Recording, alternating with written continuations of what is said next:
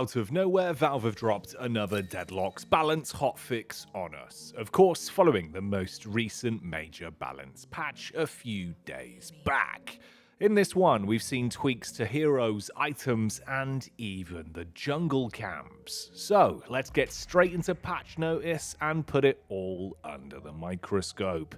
As always, of course, I'm your host, Jacky, here live on Dead Air, covering the 4th of the 12th, 2025 balance patch. We'll start off with the jungle camp changes. Of course, I'm talking about the denizens that can be found across the Cursed Apple, these creatures that defend the jungle areas, spawning from the sewer grates beneath them. The first real change then comes in the fact that they've tweaked the overall damage output that these denizens are going to be dealing, reducing it by 30% at base and then having it scale over the course of a game. That'll be going up by 0.5% damage per minute. Effectively, if you looked at, say, a half an hour point in a game of Deadlock, this would be a 15% increase on that damage that they'd be able to output. Base HP has also been slightly played with in the same way, scaling over the course of a game, meaning you shouldn't be able to just easily one-shot entire camps with, say, a kudzu bomb on an Ivy or a big ball on a 7 that's gone ball build. Should make it a little bit harder to clear them as quickly. You're also going to additionally be able to deal more damage to those red tier 3 denizens as well. If you're unfamiliar, the way that this works, of course, is those icons beneath the jungle camps. As well as their size, this will indicate what tier they are. Green for easy or tier 1, yellow for medium and tier 2, and finally, of course, red for hard and tier 3. These harder creeps are going to be taking 20% more damage now when you're punching them in the face. So a bit of a change there in terms of how these are balanced and encouraging a mixture of melee and gun when fighting them. So if you're more of a melee-oriented character, this should help you clear the jungle as well. Potentially quite a nice indirect buff there for Billy. You're also going to struggle when it comes to quick healing and quick sprinting between jungle camps, with that staggering time on your regen and sprint out of combat now taking slightly longer. That's gone up from 2.5 to 4 seconds. So factor that in when you're roaming and clearing the jungle.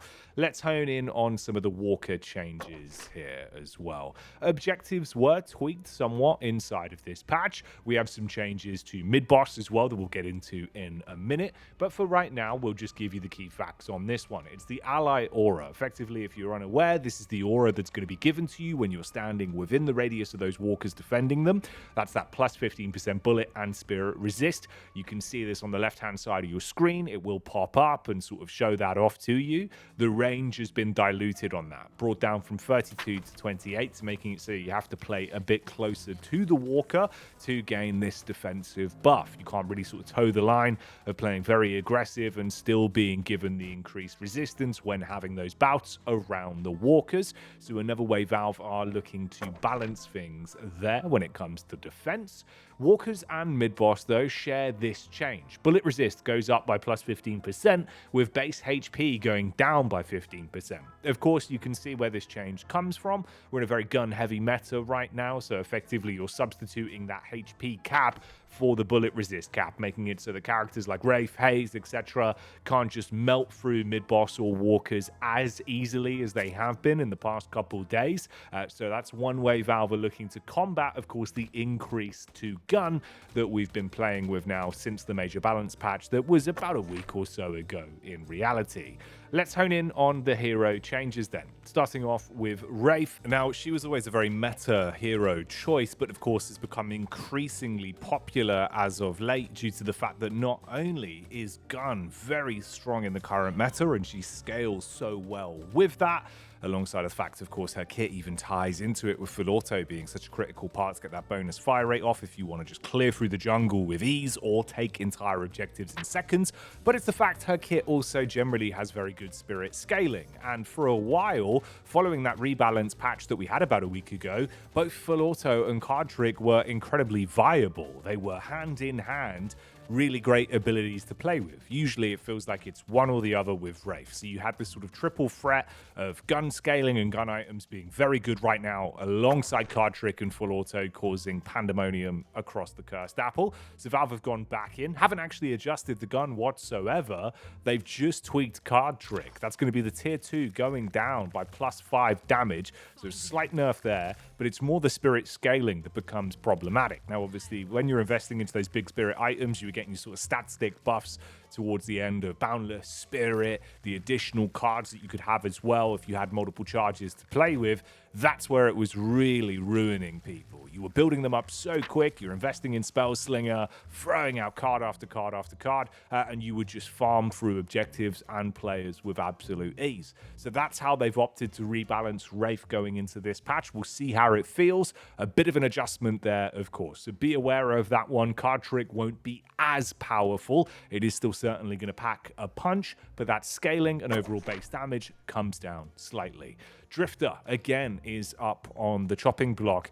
Obviously, he had that day, or maybe even a sequence of a few hours where the gun patch came out and he was really on top of it. Felt like he was absolutely dominating for a little while there. Valve immediately cut back on that with the first round of adjustments. Again, now he's in the headlines here. As you can see, they want to try and scale that back. That's that base bullet damage going down from 22.25 to 19.5. So Drifter continues to be hit with these adjustments, trying to stop him from really being an incredibly powerful gun DPS machine, I suppose, and make it so you have to sort of scale a little bit more into late game. Curious to see if Drifter, though, will at least maybe rise back up a bit with these changes to the jungle. Very proficient jungle hero in terms of being able to build yourself in. So if you're quick at farming those souls and able to play his kit perfectly, then maybe you can still keep yourself at the top of the docket. We'll see. But that's one to factor in there. Minor adjustment for Drifter just in terms of the base damage. We'll move on to Infernus. Now, obviously, Infernus, everyone's always got their eyes lighting up when they see him receiving nerfs. And I'd actually say this is probably one of the best round of nerfs we've had for Infernus. I think Valve have figured out a way to actually solve one of the key issues, which was the fact that Afterburn would proc off a single bullet and continue to tick through the entire duration.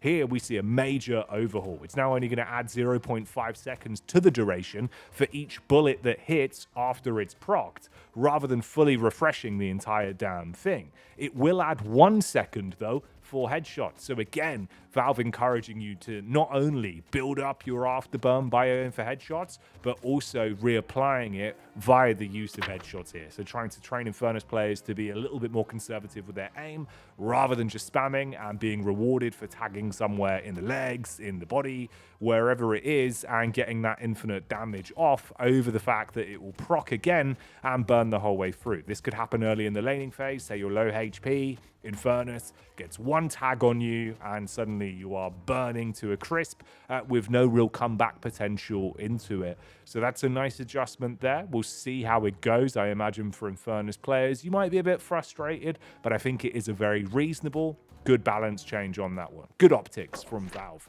We'll have a look at Billy as well. Now, I know I mentioned, obviously, the fact that he should be a bit more proficient in terms of getting that extra melee damage out when it comes to taking jungle camps right now with those tier 3s. He's going to be blessed with that one, but he will be punished by the Sinner's Sacrifices. You can't cheese them anymore by using Blasted. That's been fixed, so it no longer works against Sinner's Sacrifices. And that feels like a reasonable change in my mind, a pretty good balance adjustment there in terms of Blasted, alongside adjusting that melee spirit scaling as well, taking it down from 0.78 to 0.7.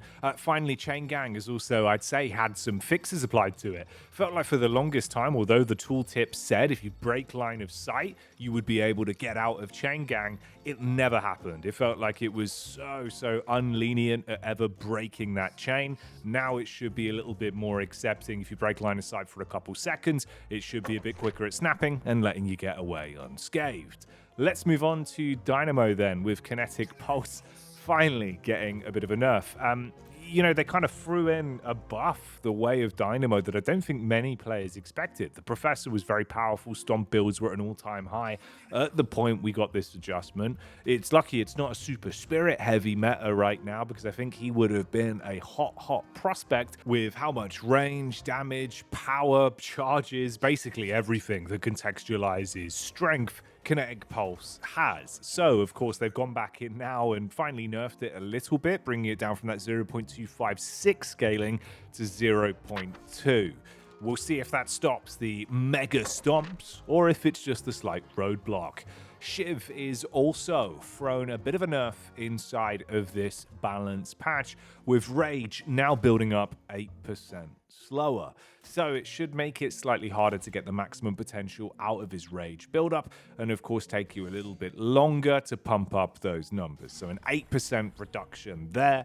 We'll see how that feels. Obviously, I think Shiv can be a very powerful character in Deadlock. For the longest time, he was really unfathomable with how much power creep he had. Now a little bit more reasonable, but this is another one that should potentially bring him down a peg.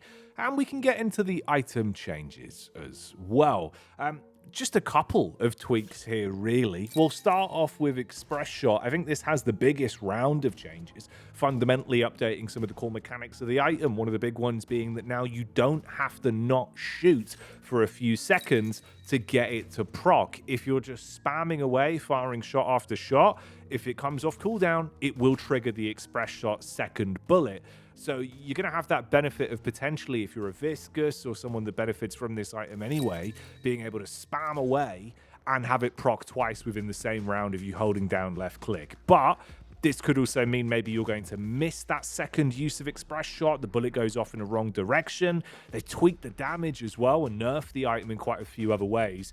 Curious. I feel like really this is only going to continue to be a Viscous item rather than something that's mega meta right now following these tweaks. I don't think the buff is as good as the nerfs. Let's have a look at Fleetfoot as well. This is just going to be that speed duration, the actual sprint time that you're allowed to run quicker, coming down from 6 seconds to 5 seconds. This wouldn't be that big of a change, but you then factor in the other sprint changes we've got, the ones related to neutrals and creeps tagging you, the ones that are going to be coming up a little bit later in the video as well, in terms of when you take damage, you're slowed.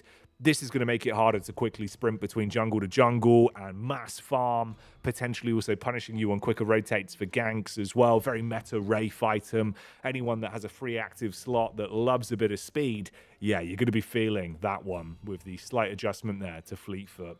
Focus Lens back in the headlines once again as well. I'm happier with this. I think this is a better change, right? We've seen a lot of adjustments. I think this is round 3 or 4 of Focus Lens nerfs back to back to back. If you're unfamiliar, this is the item that will upgrade into a tier 4 after you've invested into Spirit Sap as the starting component for it. Both items are very strong actives. It was so meta that everyone was running multiple of these. Didn't matter if you were a gun or spirit hero. Way too overtuned with the fact it provides a silence and takes away like 40 spirit power when used. So glad to see that being brought up to nearly a 50-second cooldown. We're not quite there yet. It's only 45 seconds, but it's way better than it was. Following on from that, we also have to mention Return Fire. Of course, it makes sense why Valve have gone ahead and buffed this item. It's going to be the bullet damage return amount getting increased here. That's going to be going up by 10%. Now, if you're unfamiliar with Return Fire, of course, it does what it says on the tin. An active item, you pop this one, any bullets that are shot towards you, you're going to have a percentage of those that are fired back, dealing damage towards the target. So that is going to be dealing slightly more damage now per bullet that ricochets back, tagging the original person that fired them at you. This should make it a little bit better if you're running up, say, against, Wraith or Haze that's invested massively into gun damage, they're spamming into you. You can still buy this item and try to use that to mitigate and offset some of the incoming damage, whilst also actually making it uncomfortable now. Before, it felt like you could kind of just continue to shoot through it and the damage output wouldn't be enough to make you break sweat or, consider not shooting the person who's returning your own bullets back. Maybe this will move the needle, taking it up from even half damage to 60%. Lastly, then, it's going to be the slow on shot. Now, what I mean by this, of course, is if you take damage, if you're going to be shot at, you're going to have that reduction in speed. This is quite a big movement debuff that's come in, slowing you down by 10% for nearly a full second. I think you're going to be feeling this one. I haven't noticed it too much in terms of getting the footage for this video, but I imagine when playing some actual games out, this speed nerf is going to be noticeable, so we'll see how that goes. Having that 10% reduction for 0.7 seconds could be quite a big change there, especially for the movement community. But hey, what are your thoughts? Let us know. Of course, I'm Jacky, your host here on Dead Air. If you've enjoyed the video, don't forget to like and subscribe. Comment as well. Tell us what you're thinking of the latest balance patch and all of the hotfixes that we've been getting. And we'll see you with more Deadlock content very soon. Get back out there.